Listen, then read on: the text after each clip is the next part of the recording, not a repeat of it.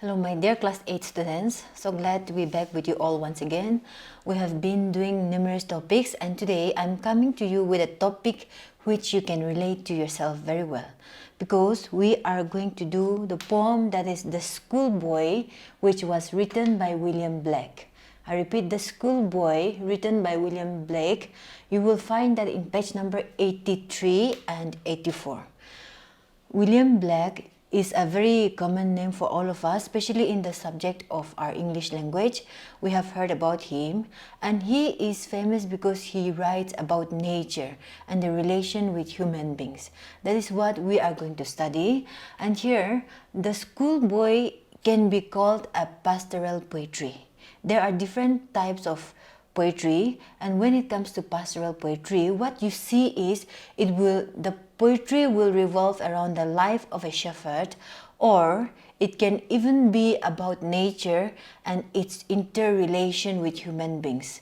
In pastoral poetries, what you will normally see is the poet will present the contrast, the contradiction of the sophisticated, developed life, let's take it that way, and the normal, humble life in the rural areas or in the natural areas that you will find.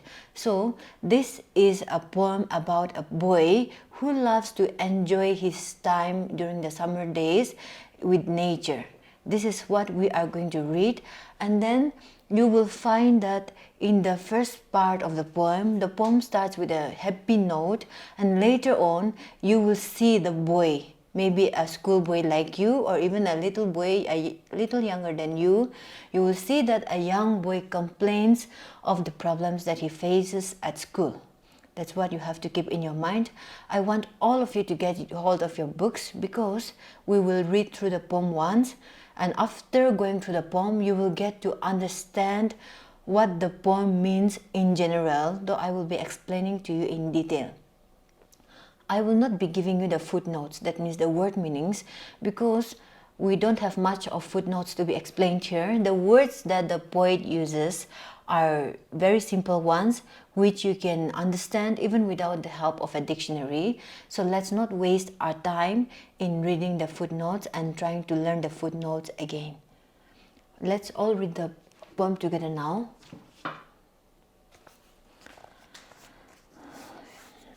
It is just 5 paragraphs, so I want all of you to follow me even as we go through. Let's turn to page number 83, The Schoolboy. I love to rise in a summer morn when the birds sing on every tree, the distant huntsman winds his horn, and the skylark sings with me. Oh, what a sweet company! But to go to school in a summer morn, oh, it drives all joy away. Under a cruel eye outworn, the little ones spend the day in sighing and dismay. Ah, then at times I drooping sit and spend many an anxious hour, nor in my book can I take delight, nor sit in learning's bower, worn through with the dreary shower. How can the bird that is born for joy sit in a cage and sing? How can a child, when fears annoy, but droop his tender wing and forget his youthful spring? Oh, father and mother, if buds are nipped and blossoms blown away, and if the tender plants are stripped of their joy in the springing day by sorrow and care's dismay, how shall the summer arise in joy, or the summer fruits appear? William Blake. Okay, so that is a poem.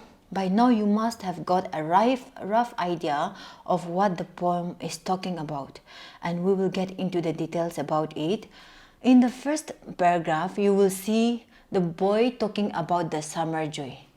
When we read the poems and stories, you will always find that happiness is always linked with the summer joy, because that is the time when the birds would be chirping around. You see a lot of flowers will be blooming, and then you see all kinds of fruits in the garden, in the orchards, or anywhere.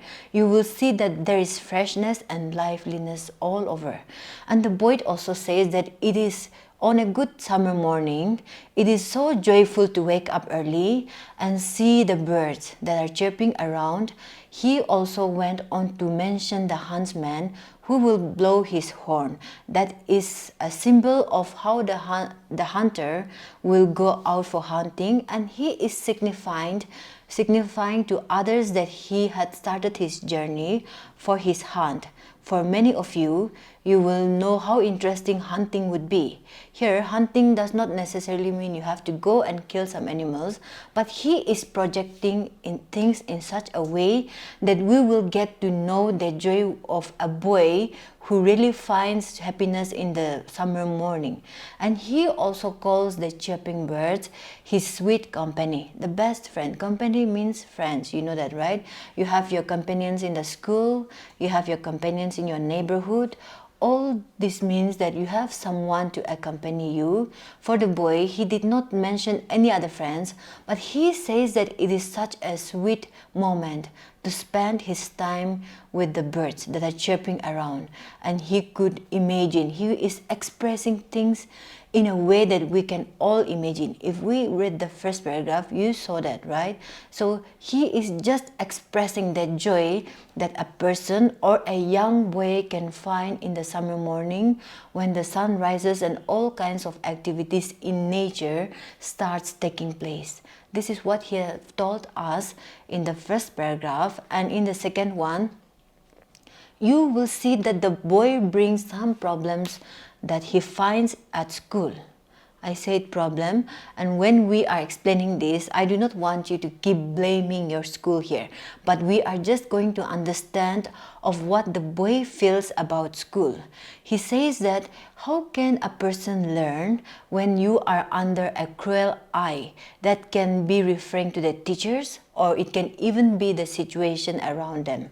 Sometimes you get tired, you get sick, but you still have to force yourself to do some activities. Maybe a work which you do not like, and that is something that many of you or almost all of you will also have experienced, and you have already experienced. If I ask you to tell one of the thing that you don't like to do at school, I'm sure you will bring a lot of things that you don't like.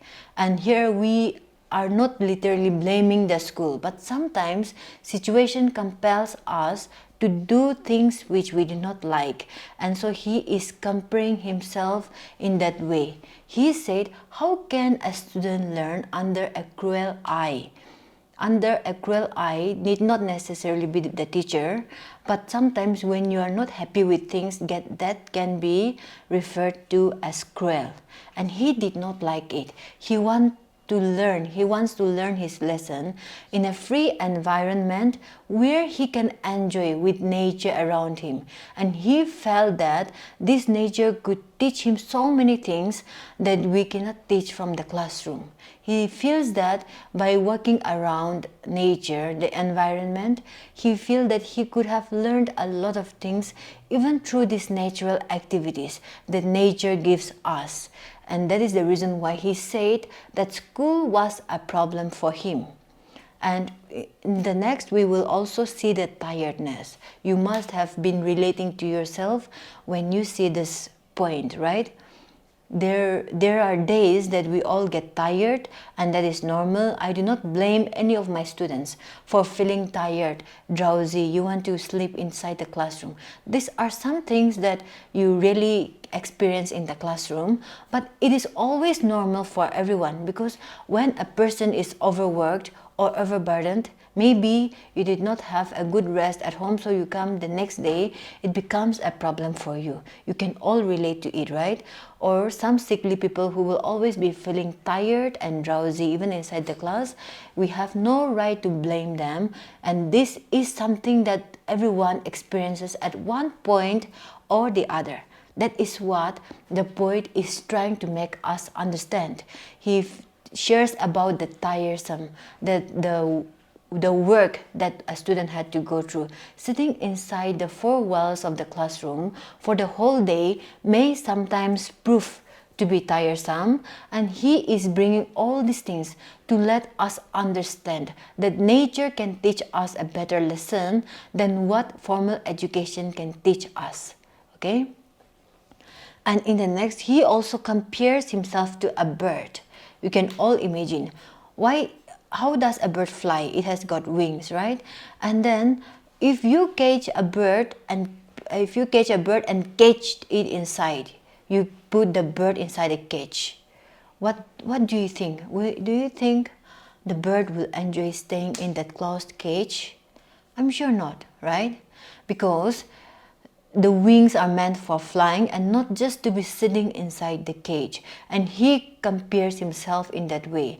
How can a little boy who is meant to be playing around, enjoying with nature, enjoy the situation inside the class? Or how can he be sitting quietly inside the class the whole day and still enjoy? That is what the poet is telling us again and again, so that we will know the importance of nature. And he said, we are like the birds that are caged inside the cage. Or for your understanding, you can even imagine of a basket, right? If you keep a bird tied inside a basket, how does it feel? It will always keep trying to fly away. And the day you mistakenly opens it, or you just open it, the bird will fly away and might never come back again. So he said, it is because the bird did not enjoy his stay in the cage, it will not return back. And the same thing that happens to a student.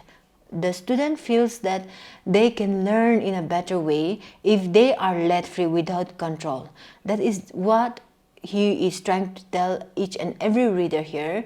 And William Blake had written this in a way that a little boy is speaking to us, but through this poem, we know that the lessons that one can learn from nature are precious, and it can help us in so many ways. Instead of forcing a child to be seated inside the classroom and learn things if he or she finds it bored. That is what the poet is telling us. And in the last paragraph, you will find that the poet is talking to the parents again here. Why? Because during these teenage years, sometimes you feel that your parents don't understand you. You feel that all your friends are enjoying their life, and you feel that your parents don't understand anything. They don't provide the things which you thought you needed. But I want you to make a clear balance here. Your parents know what is best for you. They provide what is sufficient for you. But when your mind is disturbed, I'm not trying to bring the comparison here in the poem, because the poet is trying to speak to the parents. How can you think, or how can you believe that a child will be able to learn when it is forced? He used the word nipped, N-I-P, okay? The past tense of NIP. So nipped means to pluck something away or to destroy something. If you have a healthy plant at home, nipping might be to pluck the tender leaves away. And so if you pluck a tree, or if you pluck a flower out of it, you know that that tree will never be able to bear fruits, right? Because fruits can come out only out of the flowers. And so if you nip a flower, or if you nip a bud out of the plant, it is sure that the plant will never grow up to bear fruit, or it will take some more time again. And so the poet makes a comparison of the boy and the plants. He says that if a tender plant is nipped, how can they grow up to be fruitful? You can never see a fruit out of it, and you can never see the tree growing up or the plant growing up to be a healthy plant. That's what the poet had been telling us again. And he says that it is always important to give freedom to a person so that they can enjoy freely, as well as they can learn the lessons in their way. Because not every child is equally gifted, or not every child is equally brilliant. A child may be good in some handworks, and the other may just be a bookish student.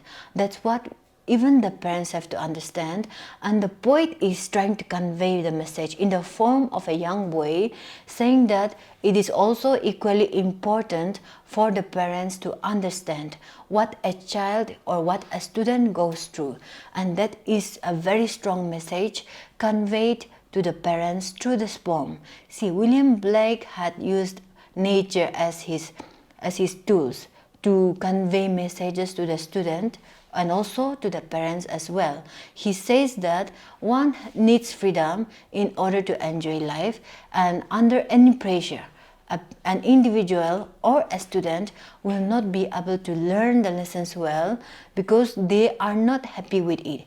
Anything that makes us happy can help us learn better. Here, what the theme that the poet uses will be of nature. He is also using the troubles that a student had to go through. As a young student, sometimes elders don't understand them enough, that they also go through a lot of pressures, and he also brings the importance of nature in one's life.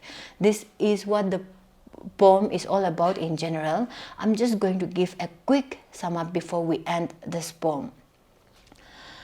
The poet talks about the joy that one receives in summer.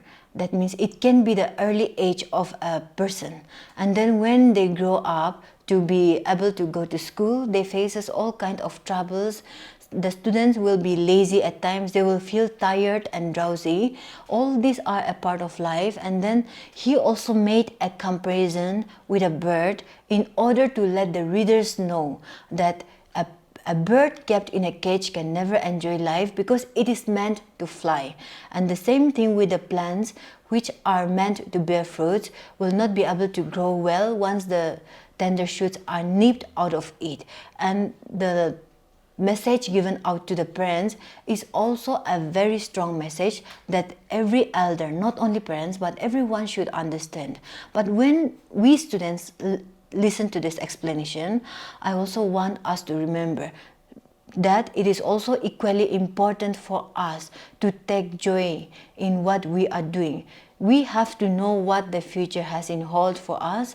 We have to know the consequences of what will come if we do a particular thing at this moment. It is not wrong. It is never wrong to enjoy life, but it is also important to balance the work that you need to do. I am not going to tell you to keep studying because that is something that you know very well even before your parents or your elders tell you. But you have to maintain a balance, that it is always important for us to maintain a balance between work and also enjoyment. If you would just love to keep enjoying yourself, because the poem here talks about the problems of a child that will in turn bring some negative consequences in you. But what the main idea of the poem here is to know what is good for you and then to go on.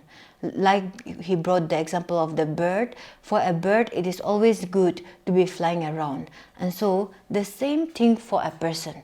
We should know that we are capable of something and we have to do it. Not just because we want to do it, or we cannot just leave a work because we do not want to do it. We have to know what we are capable of. A bird flies not because it wants to keep flying every time, but because it has a purpose. The Creator had given the birds wings so that they will fly. And so also the same thing we have to know. Whether the birds want to fly or not, the wings are given to the bird so that it can fly. And the same thing for a student. The Creator had given us brains for us to work. It may not necessarily be studying, but it is always good for us to know our gifts and our talents, to know what we are capable of. Then one day, we all can become successful in our ways. That's what I want to remind all of you again. Please know your capabilities, your potentiality, and then use it wisely, like the bird that uses its wings to fly around. And with that, we are going to wind up today's lesson. Thank you all so much, and please follow up the lessons that will be coming to you.